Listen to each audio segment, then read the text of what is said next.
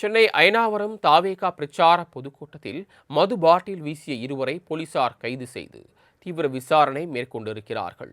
தமிழகத்தில் சட்டமன்ற தேர்தல் களம் சூடுபிடித்துள்ளது. இந்த தேர்தலில் விஜயின் தமிழக வெற்றிக் கழகம் கட்சி முதன்முறையாக களம் இறங்கியுள்ளது. 234 தொகுதிகளிலும் தாவேகா கட்சி தனித்து போட்டியிடுகிறது. இந்த தேர்தலில் தாவேகா தலைவர் விஜய் பெரம்பூர் மற்றும் திருச்சி கிழக்கு என 2 தொகுதிகளில் போட்டியிடுகிறார். இதேபோல தாவேகா சார்பில் போட்டியிடும் மற்ற வேட்பாளர்களின் விவரம் சமீபத்தில் வெளியிடப்பட்டது. இதைத் தொடர்ந்து தாவேகா சார்பில் வில்லிவாக்கம் தொகுதியில் போட்டியிடும் ஆதவ் அர்ஜுனா அயனாவரம் தொகுதியில் பொதுக்கூட்டம் நடத்தி வாக்கு சேகரித்தார்.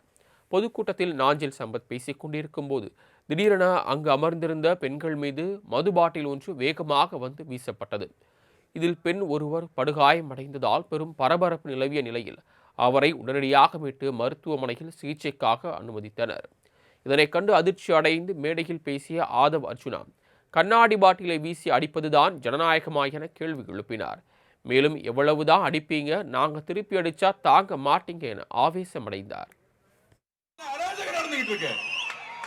கண்ணாடி பாட்டில் வச்சு அடிக்கிறதா ஜனநாயகமா? திரு மு க ஸ்டாலின் சார் நிப்பாட்டி, எல்லாத்தையும் நிப்பாட்டி. எவ்வளவுதான் அடிப்பீங்க, எவ்வளவுதான் அடிப்பீங்கன்னு கேட்கிறேன். நாங்க பொறுமையா இருந்துகிட்டு இருக்கோம்.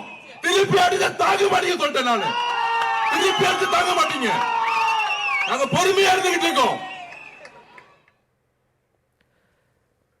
இதனிடையே இருவரை பிடித்து போலீசார் விசாரணை நடத்தினர். அதில் பொதுக்கூட்டம் நடைபெறும் இடத்திற்கு அருகே உள்ள லாட்ஜில் மது போதையில் இருந்த ரித்திக் மற்றும் அப்புக்குட்டி ஆகியோர் சண்டையிட்டுக் கொண்டதாகவும் அப்போது அவர்களுக்குள் மாறி மாறி மதுபாட்டில் வீசிக்கொண்ட போது தவறுதலாக பொதுக்கூட்டத்தில் மதுபாட்டில் விழுந்ததாகவும் சென்னை காவல்துறை விளக்கம் அளித்துள்ளது.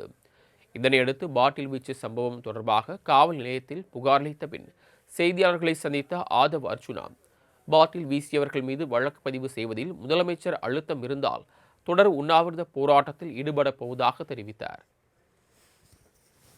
கரூரில் ஆரம்பித்து இன்னைக்கு வரைக்கும் நாங்கள் எல்லா கொடுமைகளையும் இந்த திமுக அரசு கிட்டேருந்து நாங்கள் எதிர்கொண்டுகிட்டு இருக்கோம்.